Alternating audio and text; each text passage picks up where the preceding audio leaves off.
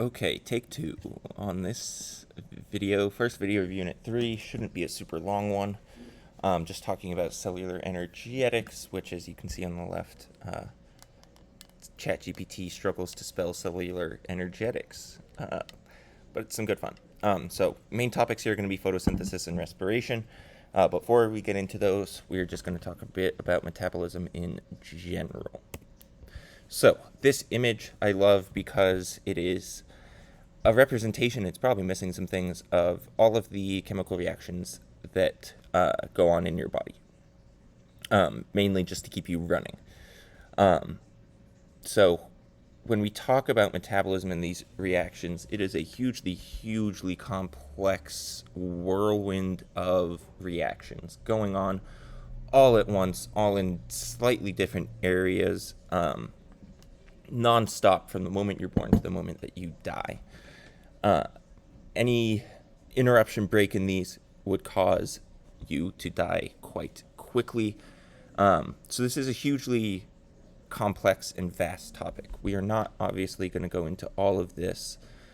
We are going to try and keep it as simple as possible, but please know that there is a ton of just complexity out there and a ton to learn, a ton that we're still figuring out. This is really just barely scratching the surface of what metabolism is. Speaking of what metabolism is, it is the totality of an organism's chemical reaction. So it's all the chemical reactions inside your body that are happening all the time. Typically, we talk about them in terms of metabolic pathways, where you start with a specific molecule. Could be something like glucose, and you end with a specific product. Could be something like water and CO2, aka cellular respiration. The idea is that every step is catalyzed with a specific enzyme.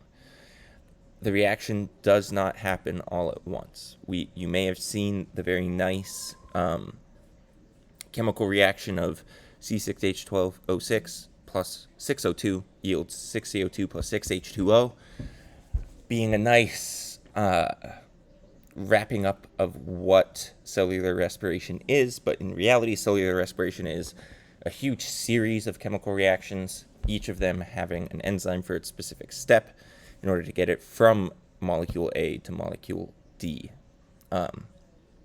We are not going to be concerning ourselves too much with the names of these enzymes or the names and what happens in specific steps. We're going to try and chunk it out and break it into digestible main chunks, really.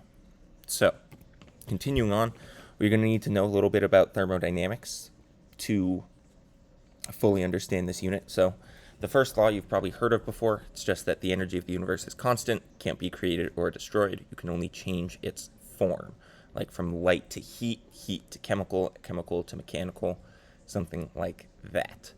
It's the law of conservation of energy. Hopefully it isn't anything too earth-shattering for you. The second law is that, and a bit more confusing. By the way, you don't need to know which law is which. You just kind of need to know what they mean in general and that they are true in general. And the second law is that every time we transform energy, we're increasing the disorder of the universe. This is the idea that the randomness of the universe is always increasing, the disorder is always increasing. But you can really think of it too as just anytime I transform energy from one form to another, I lose some of that energy in the process. It's not destroyed because the first law says I can't destroy it. I just change it into a form that's not useful for me. So in the bear running, for example, it's converting chemical energy in glucose into mechanical energy to run, but it's also losing some energy as heat when it does that. So it's not getting all of the energy that it consumed in the glucose. It's actually only getting a portion of that energy out. The rest is lost as heat that contributes to the entropy of the universe. So anytime I do a reaction, overall, the entropy of the universe should be increasing. So now we need to talk a little bit about the types of reactions with regards to metabolism. And these are very similar to exothermic and endothermic reactions. The roots sound very similar with exergonic and endergonic. But what these two reaction types are really saying is whether or not a reaction is spontaneous or not is the big thing here. So it's still energy absorbed, energy released, being endothermic and endergonic and exothermic and exergonic respectively. But we're adding this, is the reaction spontaneous, meaning will this reaction just happen on its own? If I put the reactants in place, everything as it is, will the reaction actually happen? And the way you tell that is by looking at what's called the free energy. I've never really seen them put these graphs on here. So this may be a little more detailed than even you need, but the general idea is that if the free energy is negative, that means it is leading to an increase in entropy and it will happen spontaneously. Something like the burning of any sort of combustion would be an exergonic process, because it's just going to happen if you put all the ingredients together, the heat for the activation energy, the oxygen, and the fuel, the reaction just happens. Endergonic reactions don't just happen, they're not spontaneous, energy is absorbed in them instead. So you can think of endergonic reactions as things like assembling a glucose molecule. It's something that even if I put all of the pieces nearby and together and I heat it up, it's not going to assemble into a glucose molecule spontaneously. Whereas something like combustion would. So this will really come into play when we start talking about this idea with ATP and this coupling of these reactions, because our body does need endergonic reactions to happen, to work. And the way it accomplishes this is by pairing it with an exergonic reaction. So as long as I have the two reactions together, I can do it. I can have an endergonic reaction as long as I pair it up with an exergonic reaction, so that the overall reaction is spontaneous and has a net change, a net loss in free energy, which is kind of your entropy model. So what is this exergonic reaction that we want to pair stuff with so that it can happen? Oh, I'm a little ahead of myself. Before I get to that, reminder with enzymes, because when we talk about the spontaneity, we still have the activation energy. That's the bump in these graphs here.